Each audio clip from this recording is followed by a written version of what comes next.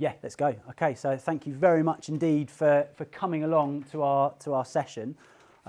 We're super excited to share some of the work that we've been doing, some of the thinking that we've been doing around instructional coaching with all of you, because it appears that you guys are doing some really exciting, like genuinely very exciting stuff over here at the moment in this particular space. So we're really keen to share our evolving thinking with you all, and I think that's probably key before we dive in properly, is that this thinking is it's thinking that is always evolving, and we're holding it all very lightly all of the time. Like, we're constantly looking for the next evolution in this thinking. So yeah, it's a really exciting opportunity for us to be sharing this with all of you in the Netherlands. I know our session says modelling rehearsal, and that's slightly different from the title. The title was quite long, didn't really fit on the slide, and this sums it up nicely. We're going to be focusing on modelling and rehearsing in instructional coaching, and like the benefits that we found and that the evidence suggests is there for using modelling and rehearsal. So just to introduce ourselves. Yeah, so I'm Adam Kolhbeck. I'm a deputy head teacher from a school in London. I'm really lucky in the fact that, like, the majority of my role in school is around professional development and coaching teachers.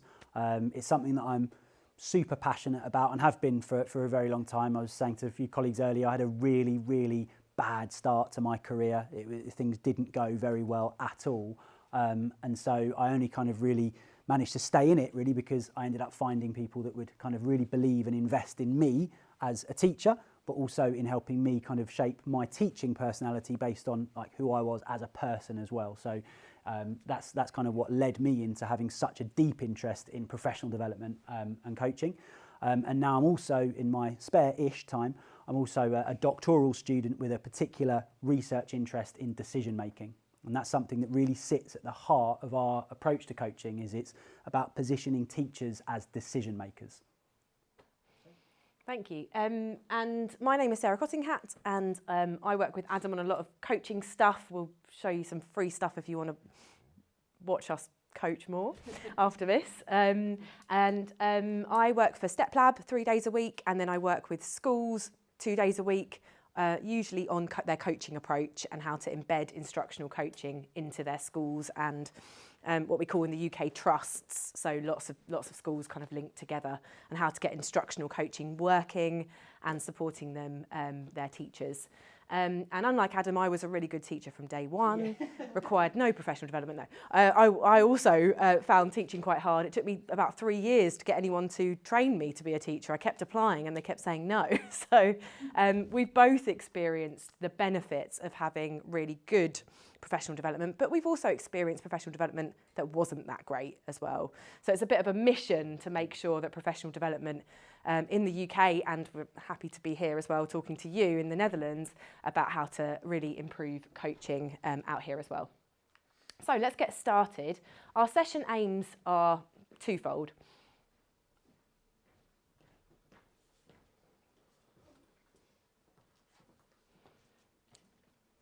So we focused on modelling and rehearsal, and we're going to look at the research as well.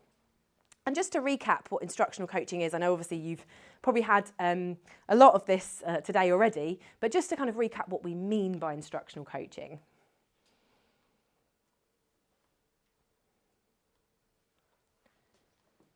It's focused on teacher practice, so it's not a goal that's kind of detached from a teacher's everyday practice. It's focused on their practice, and crucially it's about this precise, granular, so small step that they can take. Not about big lofty goals that they might never achieve or might take a long time to achieve, but little tiny steps that they can make. And today we want to, we're going to kind of model a bit of a role play for you. And we talk about a particular teaching technique. So we just wanted to call out some language. We're using this term technique to mean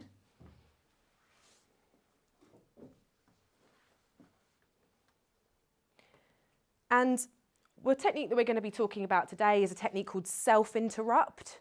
So it's where a teacher is maybe explaining something and the students interrupt, and the teacher then stops talking, so interrupts themselves to indicate to the student that they shouldn't be interrupting and that what the teacher is saying is really important. So when we talk about a teaching technique, we just mean an action that the teacher can take in order to solve a particular problem or meet a particular goal. There's just a little word on language there. And this can be a bit awkward because sometimes teaching techniques cause people to feel quite sort of defensive, and that problem is something that Adam's going to take us through now.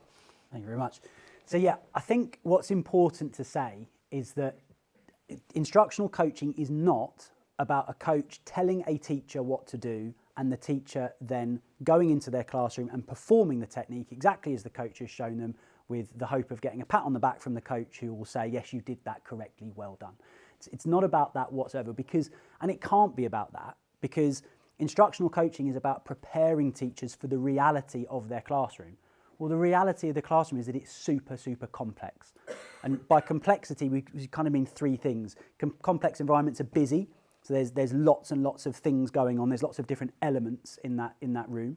They're messy, so those elements are all interacting with each other at different times. So it's not just element A with element B and C with D.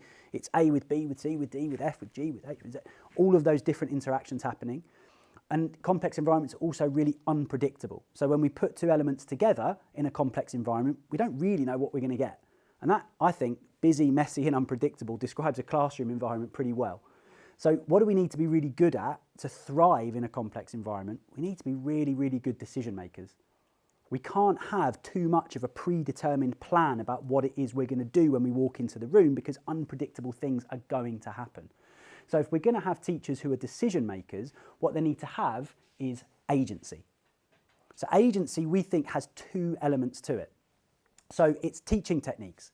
Okay, so it's having a repertoire of tools that teachers can use, and they can choose to use them for the right reason at the right time.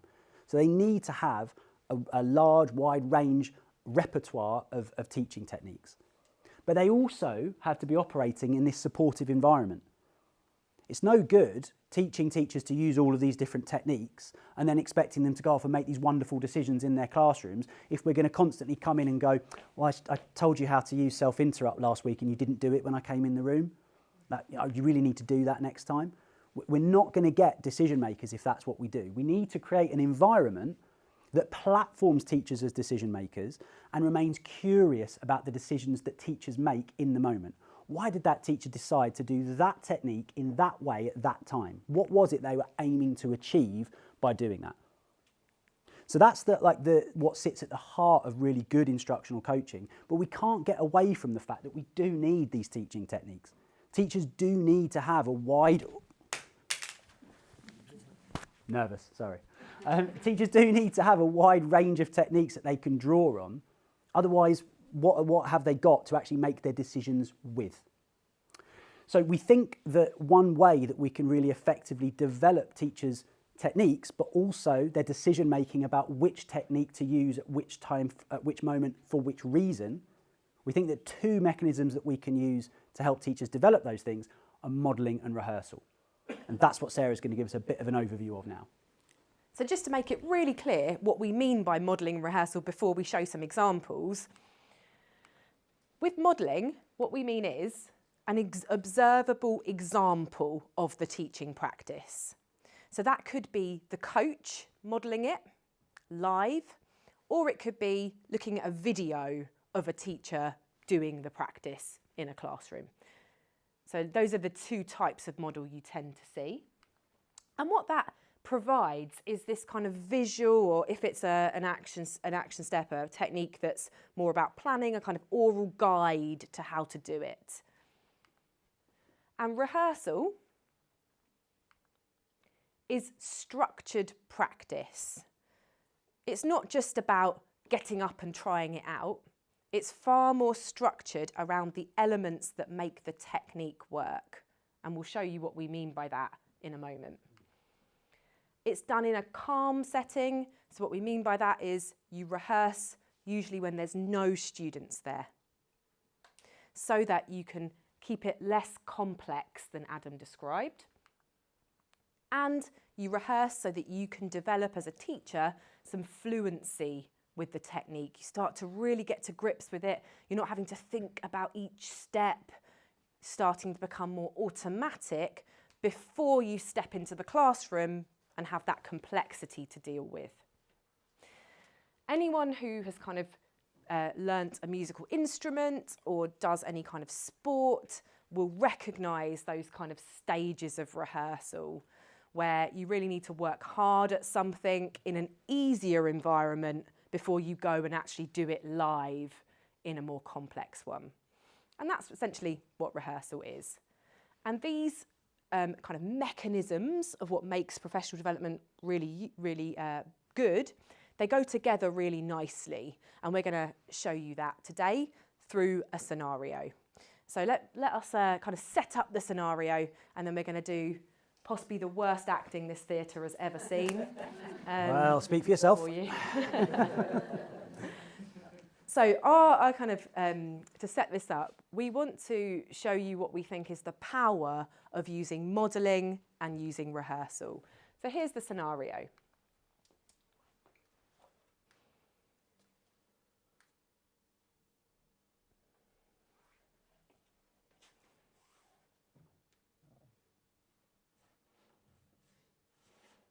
So it's what we mentioned earlier about getting those interruptions that interrupt the flow of learning, also quite irritating for a teacher.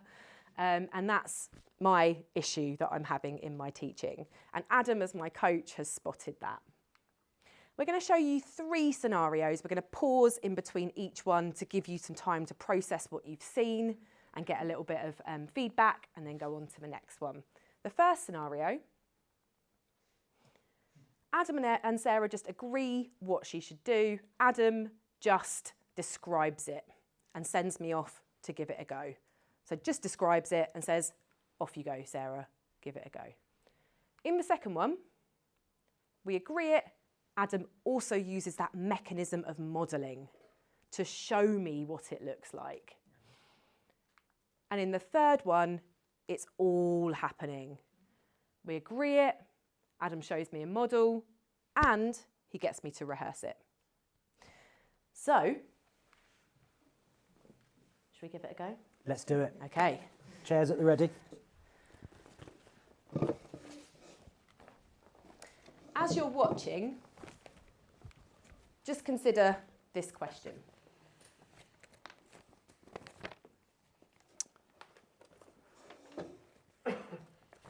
Okay, Sarah, so it's great then that we've agreed that the problem that we want to solve is students interrupting you when you're teaching.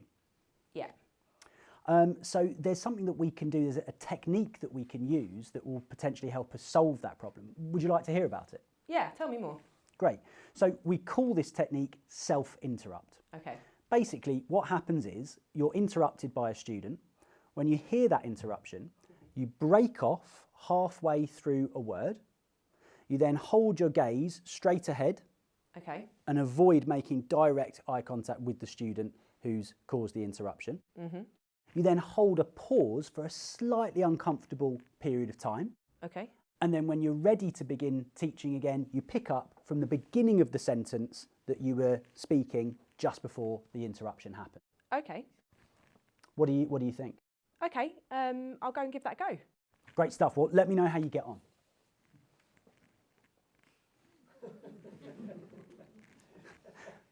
Okay, so Sarah, how's self-interrupt been going?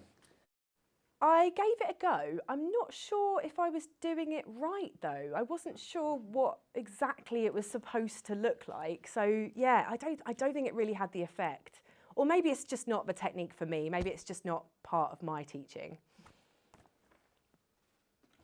Right, in your partners then, why didn't I have success with this technique, do you think, based on that coaching? I'll give you 1 minute. Off you go.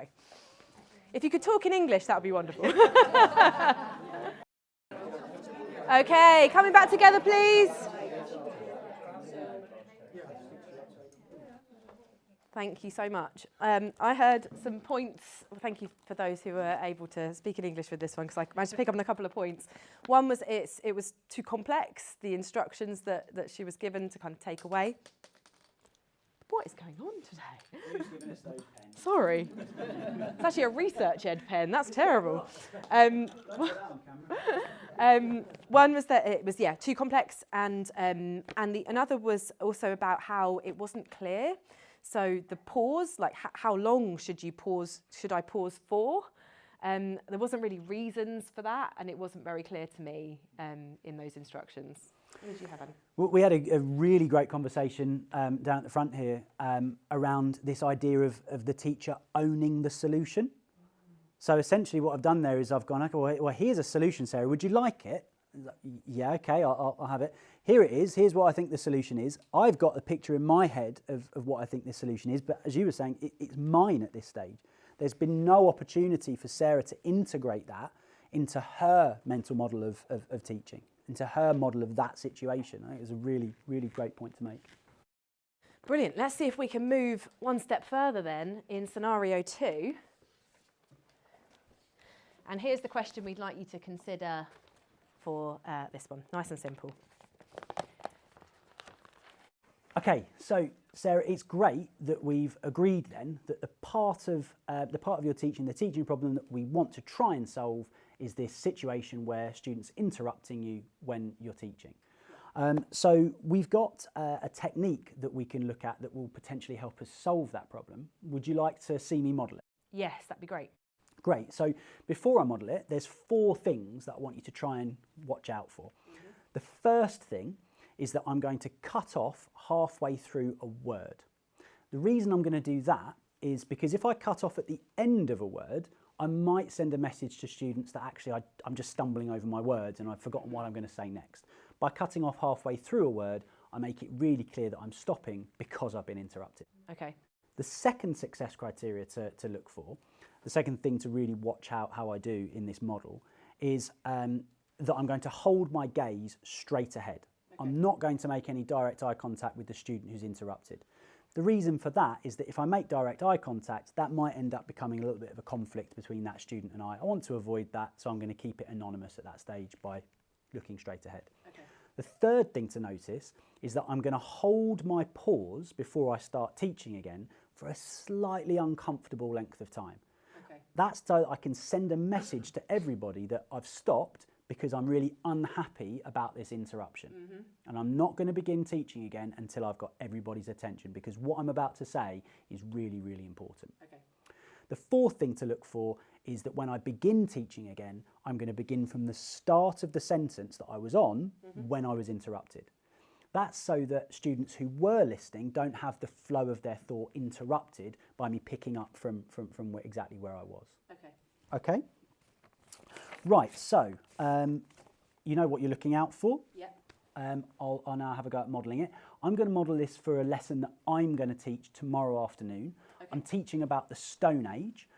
So the most common interruption that I get when I'm teaching is a student will put their hand up, but also at the same time shout out, "I've got a question, I've got a question." Okay. So as I start teaching, when the moment takes you, just give me that interruption and you'll see me model the. Okay.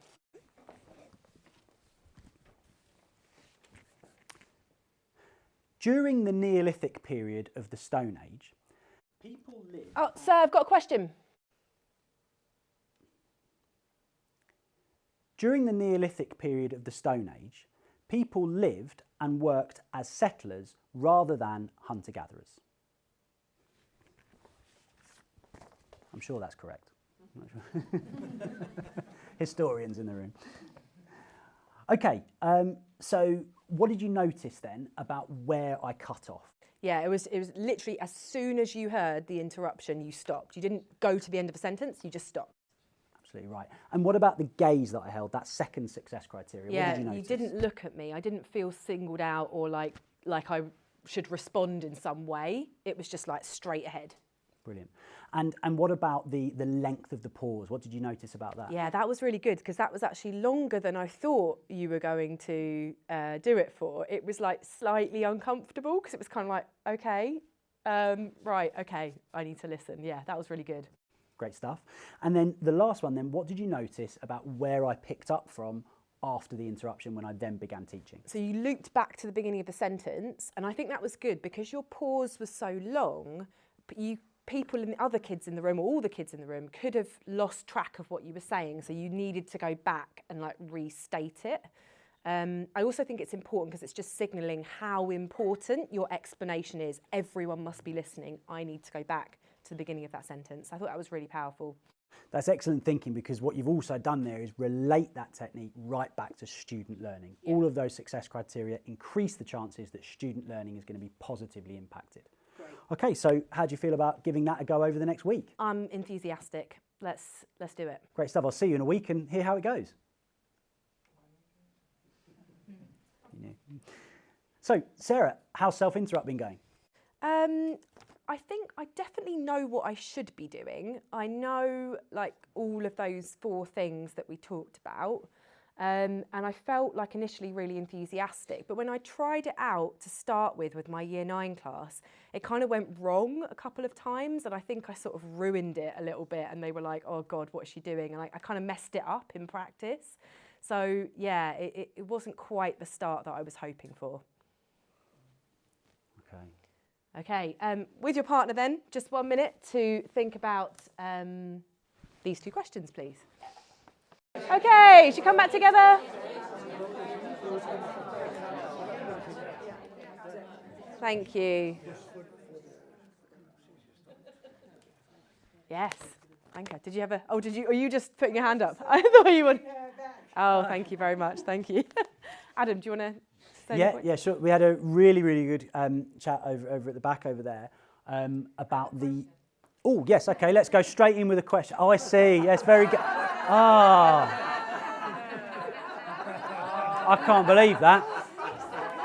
That was really, really good. Welcome to the Netherlands. Yeah. And in England, like, we're just too polite to do, oh, what is your question then? Well, have you got one as well? Just, whole thing falls apart. Yeah, very good, well done. Bravo. I don't know what we were talking about over there now. No, I do. We were talking about the fact that by providing that model, it gives both coach and teacher a shared understanding, really, of what it is that we're aiming for. We also talked a little bit about the importance of the success criteria and being able to then critique the model together based on that agreed framework of success. So we've already agreed what we think successful implementation of this technique would look like. And so that becomes the framework for the conversation when we're then reviewing it. How do you prepare for the messiness of the classroom of, like she said, like one week later, I didn't go right, and I don't know why. It could be a dozen of things. Yeah. And how do you... No, I hear exactly what you're saying. Actually, you said it so eloquently, I think, in the first instance. How do you prepare for the messiness of that? Because it's not. We've said it's not predictable. Different scenarios where you, want to use the technique. Yeah. Yeah. How do you do that? So I think the messiness of it, what that means, we said this at the start as well, is that we need teachers to be decision makers. In order for teachers to notice all of these tiny little messy details and be able to respond to them, teachers need to have as much of their kind of cognitive resources available to spot all of those different nuanced events happening. Well, in order to free up those cognitive resources, what we actually need them to do is get really fluent at doing these techniques. So I can do this self-interrupt technique without thinking, which then enables me to notice all of these tiny little details.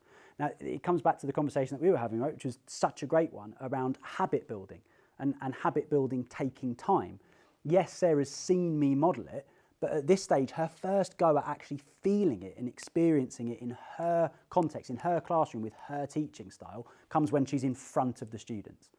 And that means that the habit can't really start forming until she's right there in front of them in this really high stakes environment, at which point she's having to focus so much on delivering the technique as modelled that she's not actually able to notice any of those smaller details and therefore respond to them. Hold on to that question as well, because I think when we get to the next bit, hopefully it might become a little bit clearer. If it's not, come back to us and we'll dig in a bit deeper. So what we do at StepLab is we talk about adding complexity. So once I have learnt how to do self-interrupt, we will come back and we will think about, well, what if all those messy things happen? and let's rehearse what we would do in those situations as well. So it's two things. One is you have to get quite fluent at the technique to notice important things, just like when you're learning to drive a car. When you're learning to drive the car, you can't notice everything. You're quite a dangerous driver because you don't notice everything. It's only when you get good at driving that you can start to think ahead and think about what's coming. So you have to get good at the techniques first, just like Adam said, so that you can notice. But you also need to rehearse the messiness. So you need to say, what if this is going to happen? Let's rehearse that. And at StepLab, we call that adding complexity to the rehearsal. But you can only do that when they've got it in the first place. Otherwise, you're going to make it too hard for them. So, right. Should we go on to scenario 3? Let's do scenario 3, which I think you know what's going to happen now. So this time, I'm going to consider these 2 questions.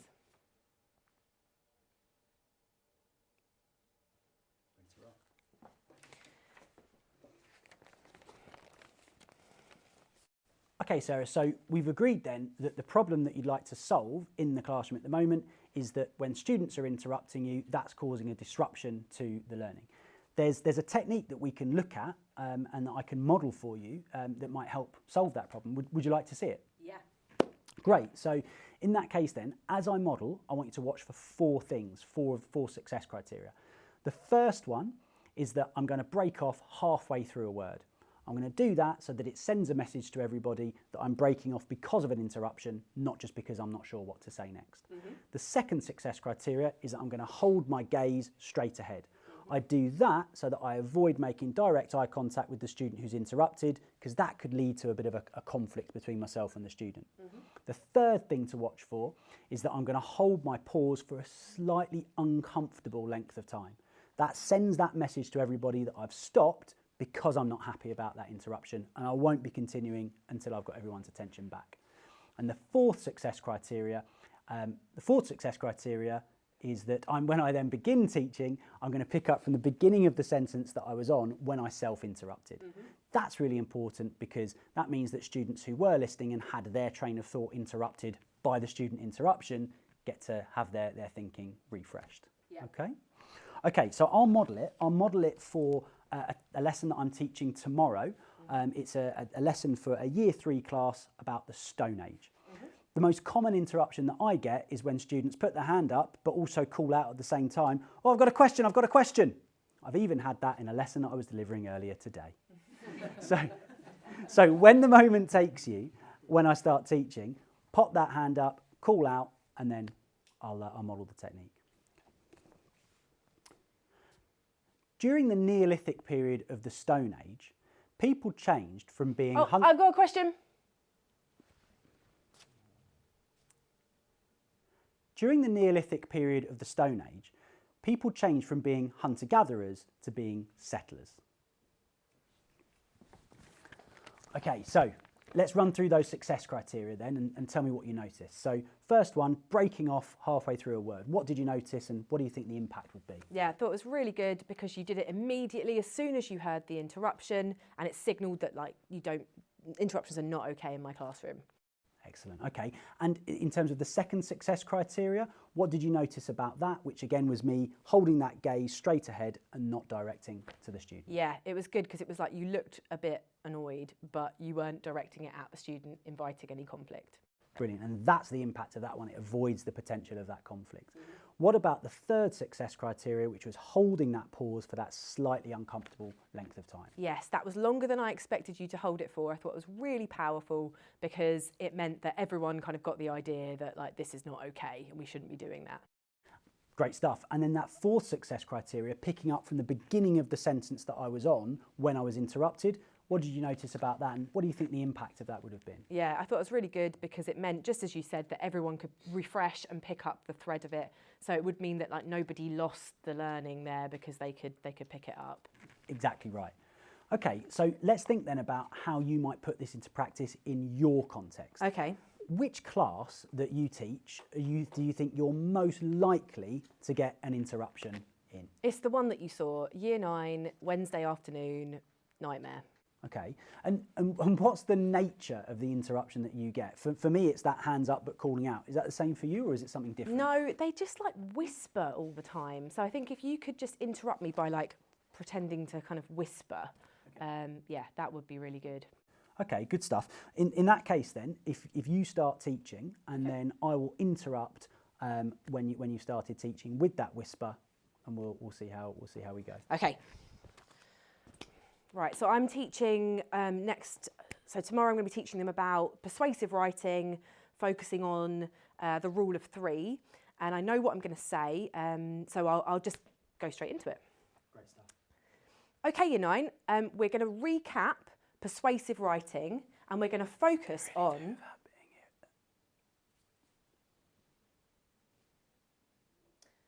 We're going to recap persuasive writing, and we're going to focus on the rule of 3. How's that?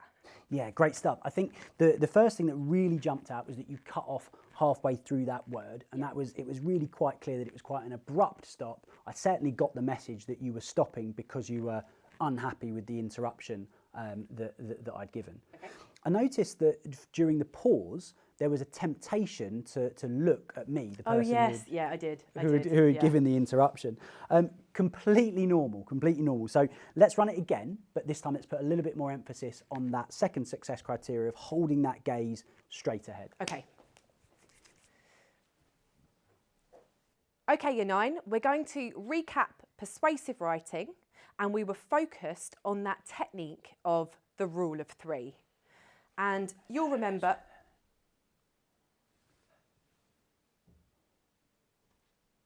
We're going to focus on that technique of the rule of 3. And you'll remember that that means... Much better with that gaze. You held it straight ahead. There wasn't that temptation to look over at me. I still got the message that you were stopping because of the interruption, because of how abrupt you were with cutting off and the length of the pause that you gave as well, but you held that gaze straight ahead that time. Yeah. Let's go again, just to lock in that practice. Okay. Okay, Year 9, we're going to be recapping persuasive writing, and in particular, we're going to be focusing back on that technique of...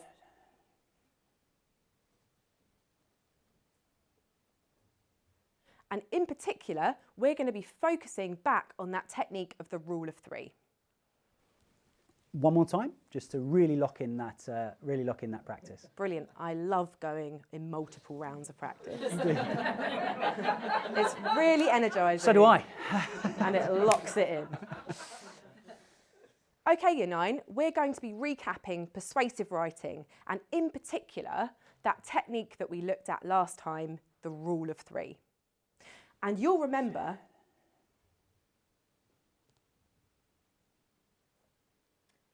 And in particular, we're going to focus today on that rule of 3. And you'll remember that that means using 3 words in a row. Great. Take a moment to discuss these 2 questions this time, please. Oh, we didn't do 1 week later. Ah, hang on. Sorry. We knew we were going to do this. 1 Why week later. Why didn't you remind us? 1 week later. So Sarah, how are you getting on with self-interrupt? It's gone really well. I thought it might. Questions on the board, team.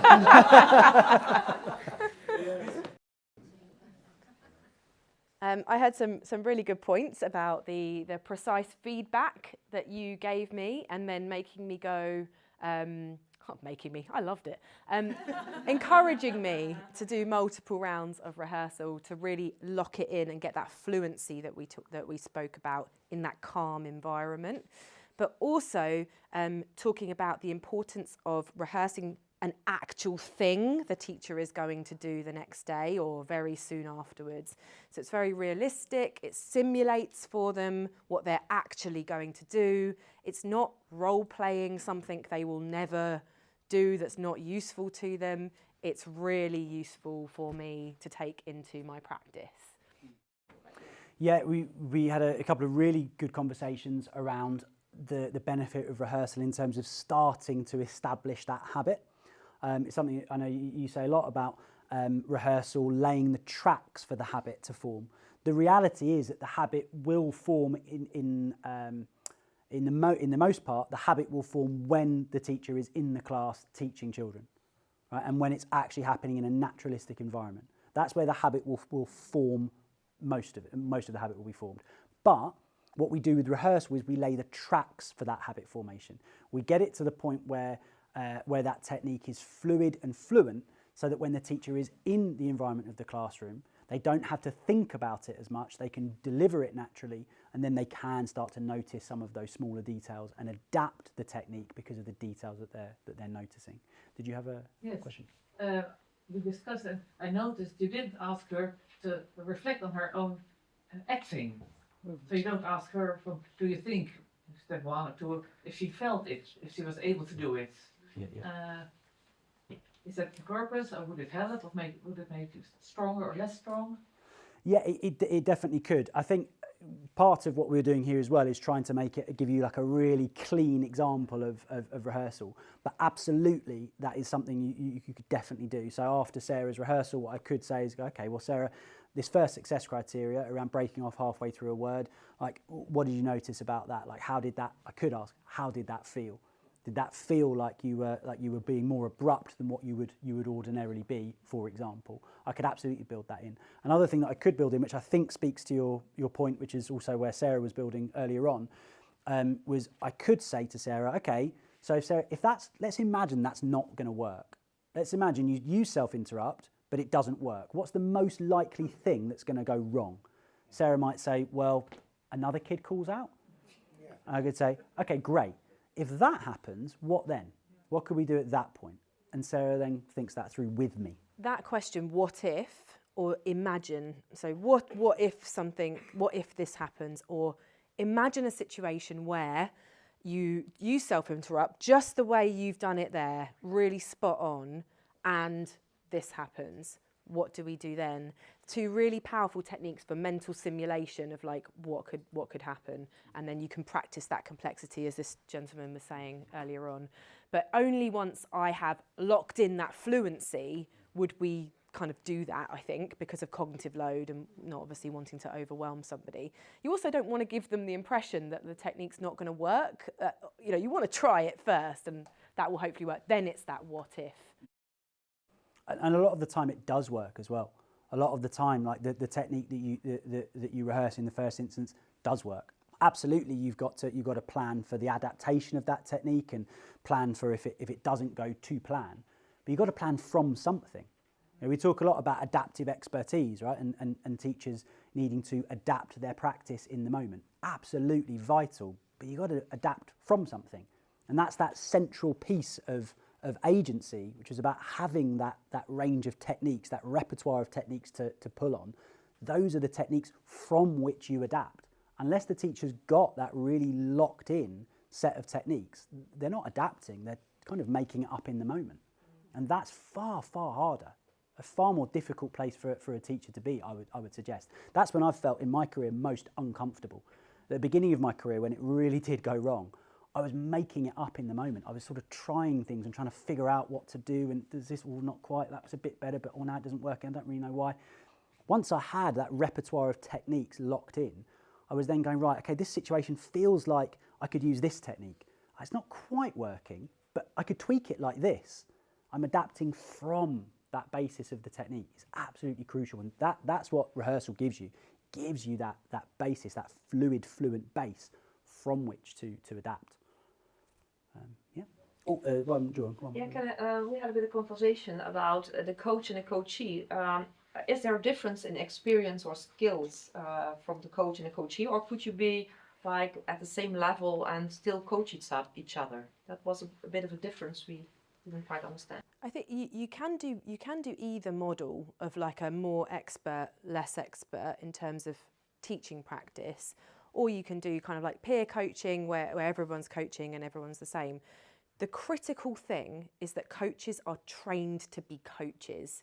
So we're not just saying, you're a great teacher, you can be a great coach. Because just like that would be very similar to saying, you're in England anyway, of saying like, you're a great lecturer of history, you can be a great teacher to secondary school students of history.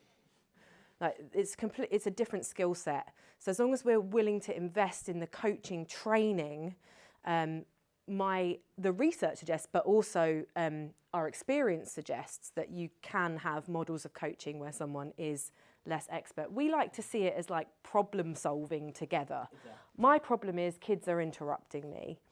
Adam's worked hard to build his knowledge of teaching techniques as a coach, and he's able to offer me a potential solution, not necessarily going to be the right solution for me. Let me play on his expertise as a coach to see what that looks like. Let me rehearse and he can give me feedback, or we can do as you suggested here, and I can self-assess against the success criteria, and we can develop that together and problem solve. I can come back and go, it didn't quite work. What do I need to change? And we're problem solving together. But the crucial thing is coaches must be trained really, really well. I think there's, just to piggyback on the back of that point as well, I think what's fundamentally important is that the culture that underpins the coaching relationship. So we have quite a lot of coaching going on in my school, and I invited somebody in to talk to the teachers who are being coached about their experiences. I didn't want to do it myself. I wanted someone else to come in and talk to them. And one comment that was made 3 times by 3 different teachers was that they never felt like their coaching was an attempt to fix their teaching.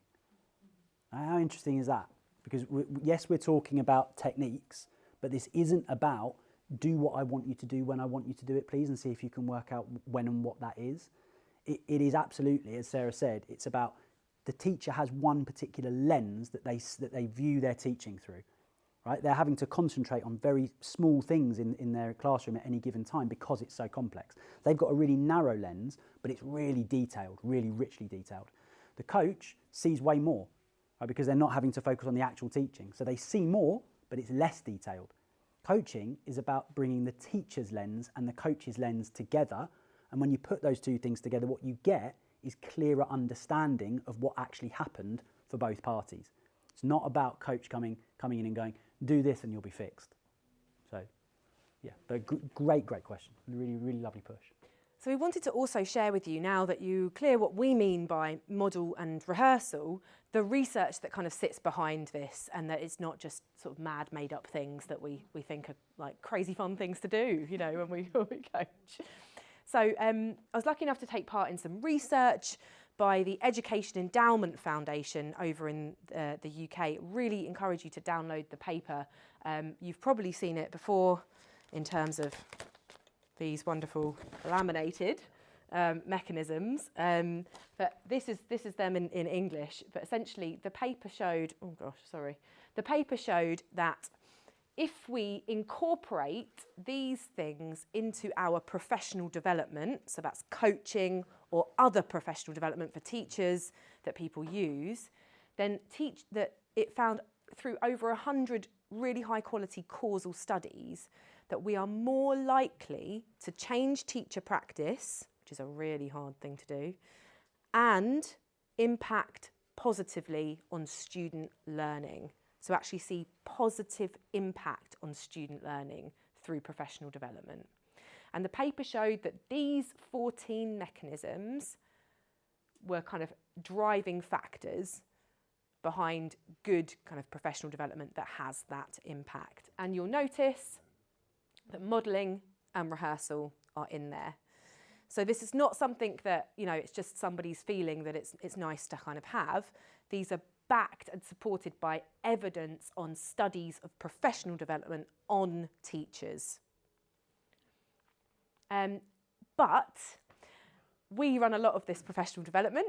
We talk a lot about modelling and rehearsal, and there are always reasons why people are kind of reluctant to do it. And Adam's going to take us through a couple of those. Thank you very much. So yeah, the first one, am I going the right way there? No, going backwards. Oh. There we go. So the first thing that sometimes people can think is, and it's come a couple of times, someone actually used the word robot earlier, I think. I can't remember where that was, but it's a great push to put out there, because there can be the misconception that this is going to make teachers into robots who just go into classrooms and perform the good action that the coach has asked them to perform, so that they get that pat on the back that, yes, you did the good thing. So what the research suggests to us is, like, no, that won't happen. If it's done well, we won't get teachers feeling like they're robots. We won't get teachers who are only able to do particular techniques in very specific circumstances. Although we've rehearsed, when you saw Sarah and I rehearse, although we rehearsed it in one very, very specific circumstance, there's quite a substantial base of research that suggests that Sarah will then be able to apply that same technique in different contexts, and will be able to adapt the use of that technique in different contexts as well. The technique acts as that base from which she goes on to adapt. A really interesting paper that supports this is Mancinido. So Mancinido et al. From 2023. So it's a fairly recent research paper, and it essentially concludes with just that teachers that engage in practice-based training, so modelling and rehearsal, don't just get good at delivering that technique in that practiced way in the context in which they've practiced it. They get good at choosing when to use that technique in other contexts as well, and they get good at choosing how to adapt that technique for the demands of each individual context. So there's lots of evidence out there that would suggest that it's not going to make teachers into robots, and that's certainly not been my experience. Is rehearsal really necessary, right? So often people say it feels a little bit awkward. We were having that conversation down here, weren't we, right? That actually we're concerned that people will feel a bit awkward. The reality is they will, probably, because like lots and lots of people do. I'm coaching somebody at the moment who I've been coaching for about 4 months now. So back end of last academic year and this academic year as well. Only in the last couple of weeks have we got to like full rehearsal. It's taken time to kind of build up to that, and that's absolutely fine too. But what's really important when we're trying to address the reticence that people have about rehearsal is to think about the mindset that they're approaching it with. So athletes, doctors, musicians all rehearse. They all rehearse. If you rocked up to a concert and the band started playing and it was quite clear they hadn't rehearsed, you'd probably want your money back. If you went to see your football team and they hadn't been at training, they just turned up to play the match, you'd probably be. I mean, I'm a Man United supporter, and often that is actually what it looks like they're doing, to be fair. So there's a question to be answered there. Absolutely. If you went to the hospital to have an operation and the doctor came to you and said, listen, this is going to be fine because Sarah here has done this loads of times before. She's explained to me exactly what it is I need to do. I'm pretty sure I understand it. Let's go. You would not go under that knife. Right? So you would expect that standard of all of these other performance professions, and we can expect that standard of teachers as well in exactly the same way. I think what's something that often people say is, I feel uncomfortable because it's like it's role play. It's not role play. Rehearsal and role play are slightly different. When I'm role playing, I'm taking on the persona, the role of somebody that I am not, of something that I am not. Okay, so if I was role playing in a film as a cowboy, I'm not a cowboy. So that would be role play, right? I am actually a teacher. Sarah is actually a teacher. So when we rehearse, we're not pretending to be something else. We're practicing being ourselves under pressure. Teaching is a really high-pressured environment. If we don't practice our craft and rehearse our craft, we won't be as good at that craft when the pressure kicks in the moment of teaching. I had an interesting way of putting it from an audience member the other day in a session. She was saying, oh, it's just flipping into teacher mode. So rather than seeing it as rehearsal, it's like I just go into teacher mode. And I think that's a nice way of putting it. I've got 2 modes, myself as usual and teacher mode. And now I'm in teacher mode. The other thing that really helps with this one as well, when people are nervous about doing it, feel a bit awkward, is to think about, well, why are they nervous? Often they're nervous because they feel like they're going to be judged. So I don't want to rehearse in front of Sarah because I don't know what Sarah thinks of my rehearsal. But we've already set the success criteria. So we've already decided what is going to count as success, and we've shared that and agreed that already. So Sarah's feedback is going to be about those success criteria. It's those success criteria that become our framework for talking about the rehearsal that I do. So it's not a case that Sarah's not going to give me feedback that says, I didn't really like that, I'm not really sure why, but it just wasn't really for me. That's not going to happen. The feedback is only going to be based around the success criteria which we have already agreed. So that risk of judgment is not there. It's also quite powerful to encourage people who are coaching to also be coached. So back to your idea of like, yeah, who's coaching who, because you maintain the empathy of being coached if you're also being coached.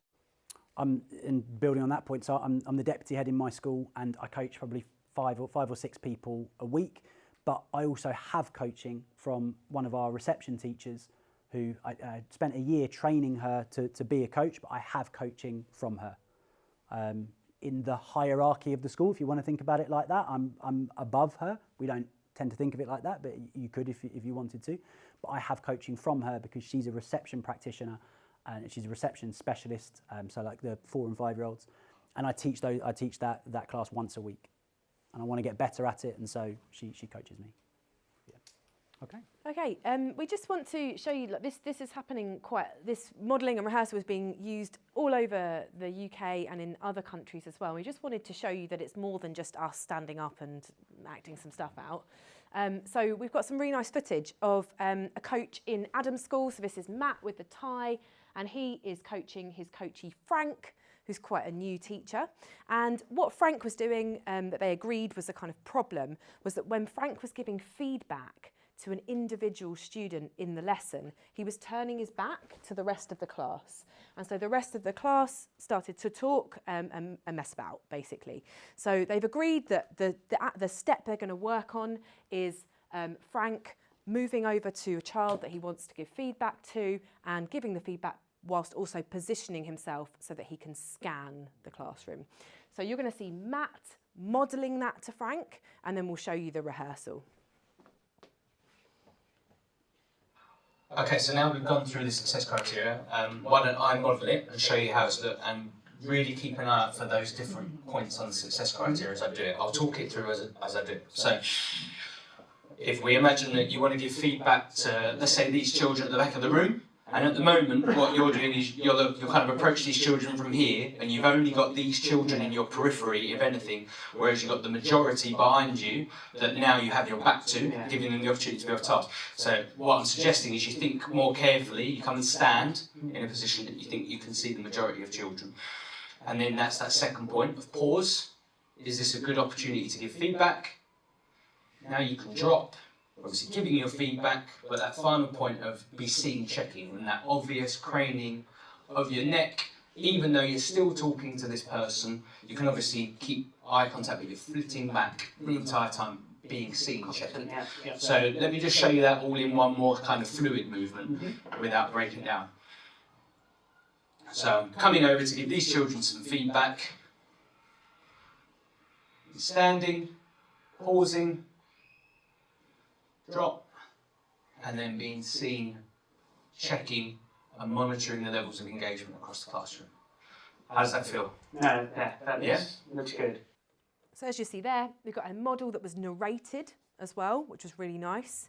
And then another, let me go through this, so it's a lot smoother and you can see the whole thing from start to finish. So you don't just have to model once, you can do multiple models too. And then here is some rehearsal.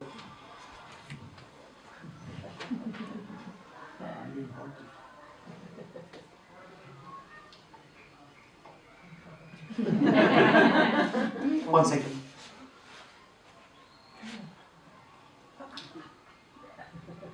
Nice, excellent, well done. That's great, Frank. We're going to run this multiple times now and like build that habit in practice so you can do it automatically without thinking about it each time. So run it a couple more times for me and see how that feels. Okay, so Okay, and they do it multiple times. We just want to show it's not just us being mad. Yeah. This does happen multiple times. And all of this is baked into StepLab's coaching cycle. So we've got modelling, we've got rehearsal, and loads of those other mechanisms are all baked into how StepLab does their professional development as well. And I think we're bang on time. We just wanted to say, a huge thank you for joining us and choosing to come to this session. We've got some free stuff for you. We've got our Substacks completely free. You can watch videos of coaching happening, little clips of coaching, if you want to sign up to some weekly coaching stuff. There's also our emails there if you want to get in touch with us about anything or ask any questions. And if you would like to speak to StepLab, here is the QR code you can use to speak to StepLab. Don't forget Coaching Unpacked, the podcast. Oh gosh, yeah. We've also got a podcast, again free. God, yeah, can't get enough of us, can you? Where ourselves and a colleague, Chris Passy, talk about coaching, and we enact, just like we did there, that great acting, scenarios of coaching, which we then unpack. Can I make some commercials for the Dutch instructional coaching offer we have? Yes. We hebben ook in het Nederlands, wij nemen dus de methode van StepLab over en hun video's. Dus in januari is er een masterclass als je echt deze hele methode wil leren, maar ook hoe je observeert, hoe je met complimenten opgaat, hoe je doorvraagt op mentale modellen. En in april is er ook nog een masterclass. Volgend jaar starten we een landelijke training. Als je met je school, met een team deze manier van coachen wil gaan integreren. Ik heb ook al instructional coaching in Nederland gedaan. Dus als je dat leuk vindt kun je ook met mij even over kletsen. So that was our toetsrevolutie promotion. Toot team. Thank you so Thank you so much. much.